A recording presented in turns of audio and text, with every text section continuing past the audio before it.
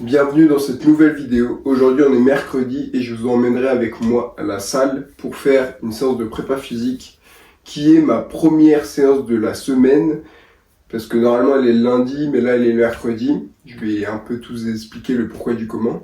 Je vais essayer aussi de vous montrer vraiment toute l'organisation de ma journée, tout ce que je fais, etc. pour que vous ayez un aperçu de comment je gère ma journée avec la grosse séance de prépa. Aujourd'hui il n'y a pas de volley. Il n'y a ni d'entraînement pour moi, ni de coaching, il n'y a rien. Ça va être vraiment prépa physique. J'espère pouvoir vous faire rencontrer un peu de monde aussi, que ce soit à la salle ou en dehors. Je vais vraiment vous emmener partout. Ce matin, on va d'abord commencer à travailler sur les programmes de certains clients. Il y en a, il faut que je remette à jour pour les objectifs et aussi le déroulé de la saison, etc. Et il y en a, il faut que j'en crée parce que j'ai des nouveaux clients qui m'ont demandé des progs. Donc il faut que je m'en occupe. Je vais faire ça ce matin. Et donc cet après-midi, je vous emmènerai avec moi du coup en prépa physique. Donc comme je vous ai dit, c'est la séance du lundi alors qu'on est mercredi. C'est parce que c'est pendant les vacances scolaires. Du coup, on n'a pas les mêmes créneaux de gymnase. Normalement, mes entraînements de volley, c'est mercredi et vendredi.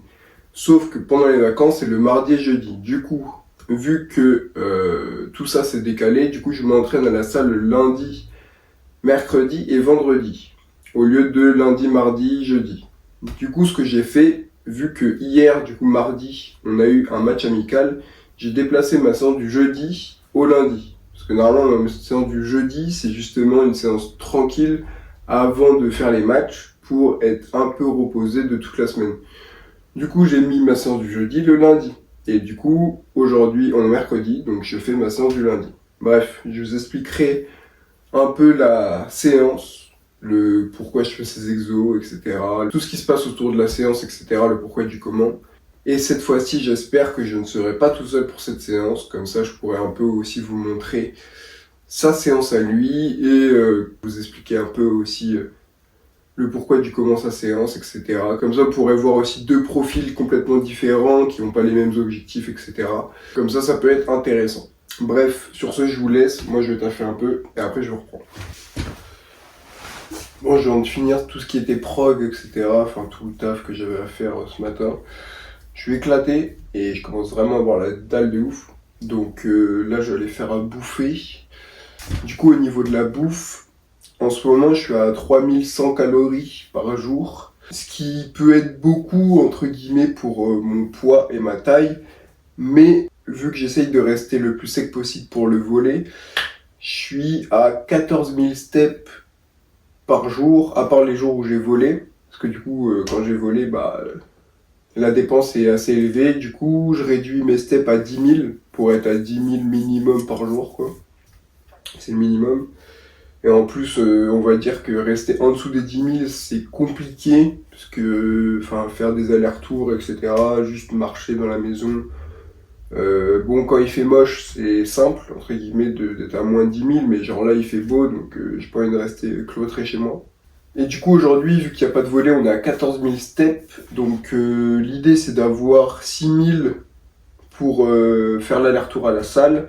Et après, du coup, il me restera du coup 8000. Donc ça fera deux sorties, une le soir et une soit début de soirée, soit j'aimerais bien cet après-midi, vu qu'il fait beau, autant en profiter. Du coup, au niveau bouffe, donc ce midi, parce que je mange pas le matin, je fais juste un café et un verre d'eau pour tenir un peu les quelques heures de taf et rester hydraté parce que c'est super important. Et du coup, le midi, c'est vu que là j'ai entraînement de prépa, du coup, c'est un truc. J'ai un repas qui fait 1200 cales, un truc comme ça. Les midis, quand j'ai entraînement de prépa. Sinon, les jours où j'ai volé le midi, ça dépend.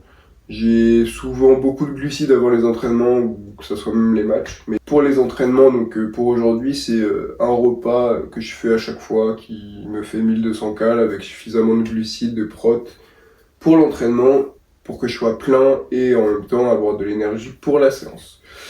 Donc j'irai m'entraîner vers 16h, donc comme ça j'ai 4 heures pour digérer et pouvoir taffer, etc. Donc c'est pour ça que j'ai 1200 cales, c'est pour bien bouffer. Donc je vais faire à manger, et après repartir au taf.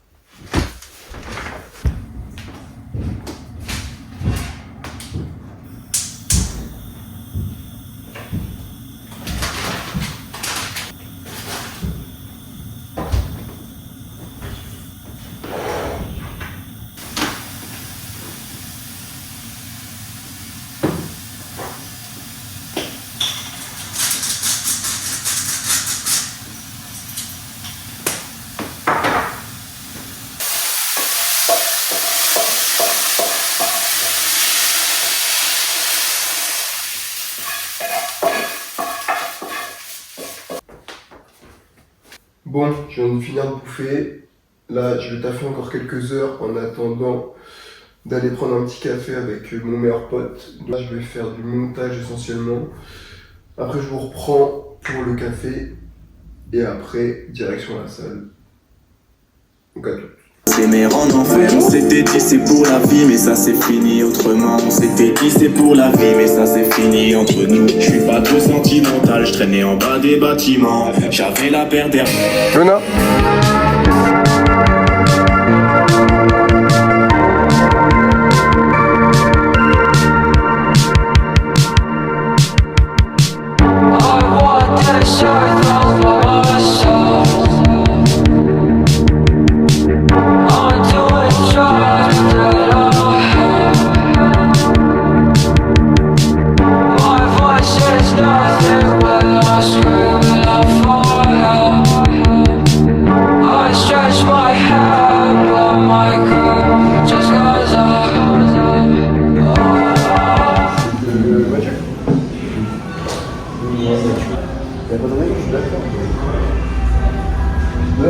En fait, le truc, c'est qu'il y a trop d'erreurs au service, globalement.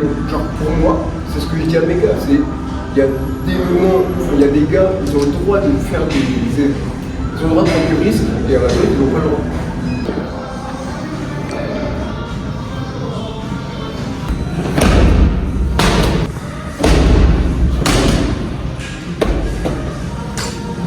Encore plus de bruit.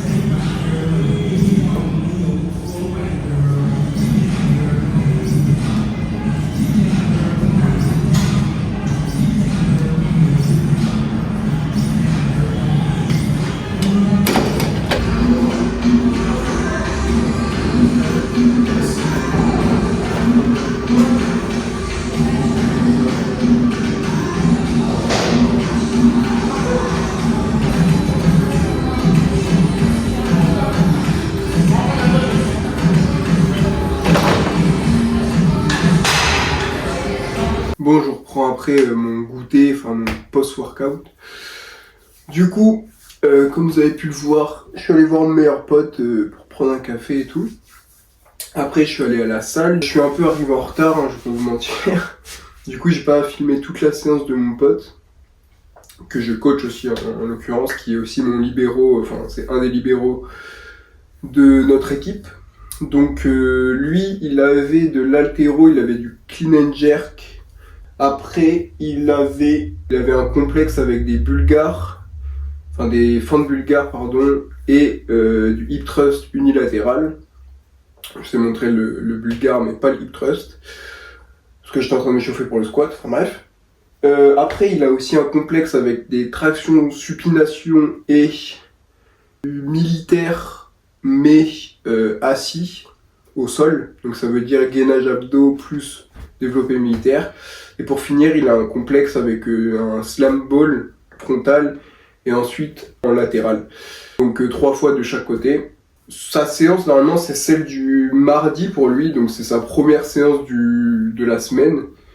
Dans l'idée, il y a quand même un gros focus sur son explosivité et sur les renforcements de certaines zones, en l'occurrence son dos et son bas du corps, et les abdos toujours qui rentrent en compte. Pour ma part, c'est du coup, comme je vous avais dit, c'était ma première séance de base, et du coup on commence avec de l'isométrique pour les quads, donc la chaise sur une jambe. J'en ai profité aussi pour parler un peu du match amical qu'on avait eu avec, la veille avec du coup mon pote. Donc l'isométrique, ça me sert vraiment à me renforcer les tendons des quadriceps, parce que c'est ce qui tape le plus, on va pas se mentir, au volet on est beaucoup à avoir des tendinopathies, en gros des inflammations aux tendons rotuliens, donc les genoux. C'est des trucs de sauteur, c'est l'impact, toujours répéter, ça crée des inflammations.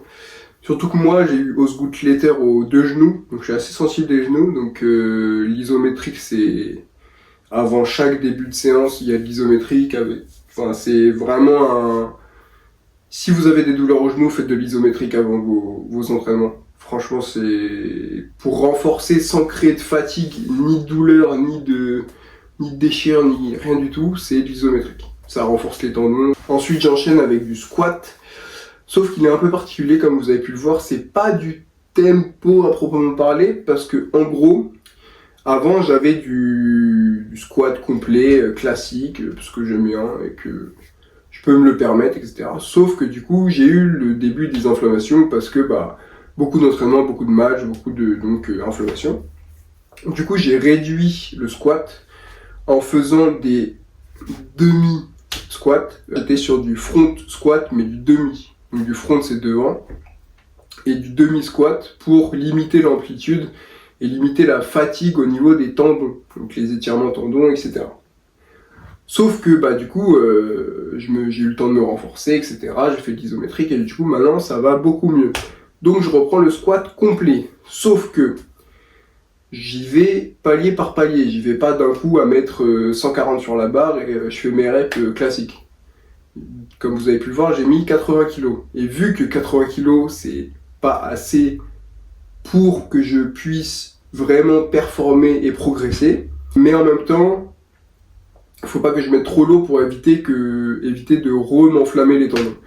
Du coup, on reste sur mes charges que j'avais en demi-front squat, donc 80 kg, mais avec une amplitude complète cette fois-ci.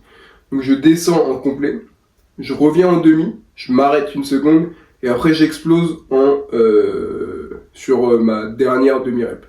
Comme ça, je travaille toute mon amplitude avec une charge légère, mais en même temps, vu que c'est trop léger pour vraiment performer, du coup, je fais un tempo, donc une pause de 1 seconde au milieu, et après, j'explose. Pour ça, je finis sur la pointe des pieds, etc. Ensuite, donc après ça, on a du hip thrust unilatéral. Donc ça, c'est de l'accessoire. J'essaye pas de performer, parce que si je devais performer en hip thrust, je devrais mettre très lourd, ce qui veut dire de la fatigue nerveuse en plus, et c'est pas l'idée. L'idée, c'est juste de renforcer la chaîne postérieure. Donc c'est pas de mettre 200 kg sur une barre, donc c'est de l'unilatéral. C'est en gros entre 8 et 6 reps toutes les minutes de chaque jambe. Comme ça me renforce la chaîne postérieure, les lombaires, etc. C'est rapide, parce que j'ai pas envie d'avoir des séances d'1 heure. Et ça renforce correctement la chaîne postérieure. Ensuite, du coup, on passe sur le upper body, donc avec des tractions lestées. Là, c'était 3 x 4, donc à 25 kg. J'avais commencé les tractions lestées à, je sais plus, 15 kilos, un truc comme ça, en retour de vacances. Donc je suis assez content, et je commence à reprendre un bon dos. Et en plus, au-delà du physique, au niveau de la performance au volley, le dos, c'est super important. C'est vraiment toute la phase d'attaque au bloc pour être solide. Bref, le dos est sollicité à mort. Donc être fort du dos, c'est important. Ensuite, j'enchaîne avec du militaire. Donc du militaire, renforcement épaule, hypertrophie. Pour moi, je vais surtout taper dans les triceps parce qu'ils sont assez faibles comparé à mes épaules. Donc ça va être du renforcement épaule, donc santé articulaire, etc. Et hypertrophie, donc épaule, triceps. Ça faisait depuis des années que j'avais pas fait de militaire. Donc je suis assez content, j'avais commencé à, je sais plus, j'avais mis genre 16 kilos, là je suis à 22 je crois.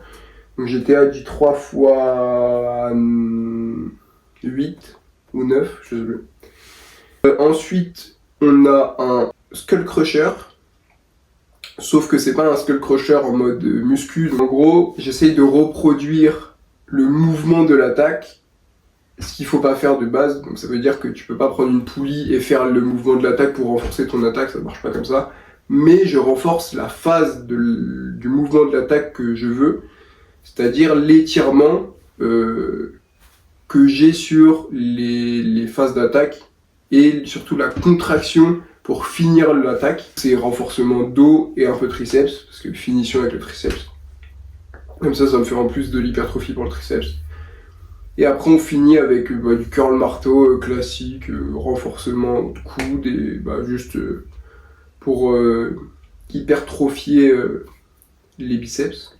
Du coup c'est une séance qui a été faite après une grosse période que de l'explosivité. J'avais beaucoup de slam ball, j'avais beaucoup de plio, j'avais beaucoup de jump, j'avais beaucoup d'exercices légers et de complexes, etc.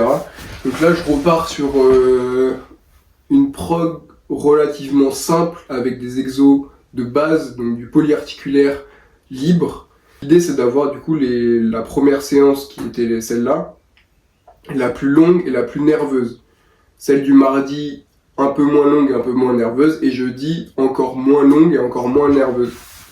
C'est vraiment un entonnoir sur la fin de semaine. Du coup là, c'était la plus grosse séance, ça me dure 1h30, 1h45 selon combien de temps je prends entre les exercices. Mais du coup ça fait, j'ai un push jambe, donc avec le squat, un pull jambe avec le hip thrust, un pull upper du coup avec les tractions, push upper avec le militaire, pull avec push avec le skull et pull avec le marteau. C'est aussi l'idée que je m'entraîne en full body parce que quand tu es sur le terrain, tu travailles pas qu'un muscle, c'est ton corps qui travaille, et donc dans les entraînements j'utilise mon corps pour travailler. C'est un peu le même principe, push-pull c'est pareil, c'est des trucs de go muscu qui restent un peu, mais dans l'idée j'essaye de vraiment travailler par groupe de muscles, entre guillemets, j'aime pas trop ce terme, mais par pattern de mouvement plutôt que par muscle. C'est un corps et je fais pas du bodybuilding, j'essaye pas d'être le plus beau possible, j'essaye pas d'être dans les détails, j'essaye vraiment d'avoir un corps le plus fonctionnel possible, et pour fonctionner, il faut le faire travailler ensemble et donc renforcer les patterns de mouvement, donc les mouvements, donc push, pull, etc.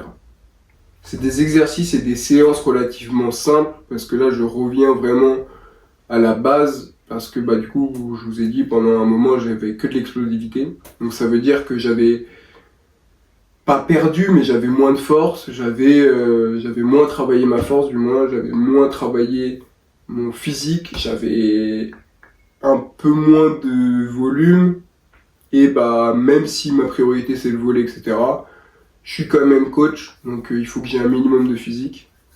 Et puis même pour moi, parce que j'aime bien avoir un physique qui me plaît. Donc voilà. Et puis en plus, ça me fait plaisir de reprendre des entraînements un peu plus muscu, si je puis dire. Enfin, en tout cas, moins volley, moins que le volley, tu vois. Genre je le vois un peu plus comme des séances, pas plaisir, mais des séances que j'ai envie de faire plutôt que de me dire je fais ces séances pour le volley.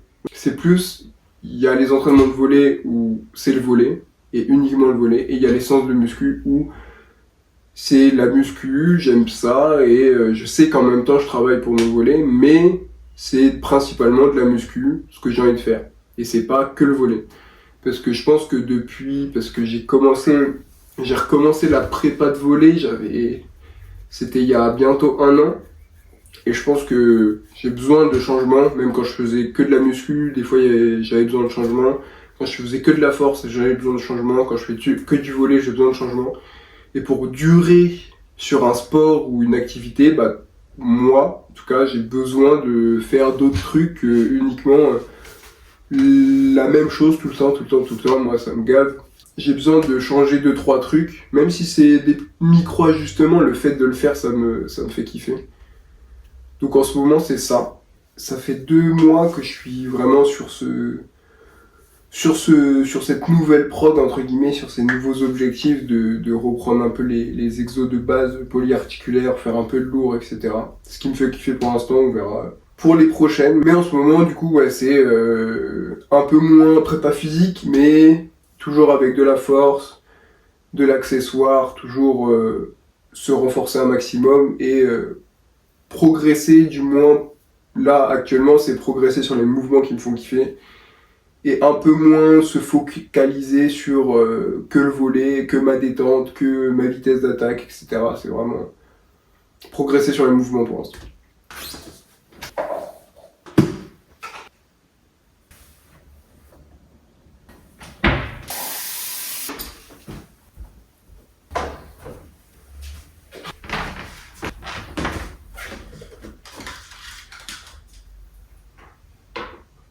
Ok, je viens de revenir de mes steps, j'ai fini de taffer, donc là, je prends ma créa, il me restera encore une sortie pour les steps et un repas, mon dernier, ou avant-dernier, à voir si j'en ai encore un juste avant de dormir.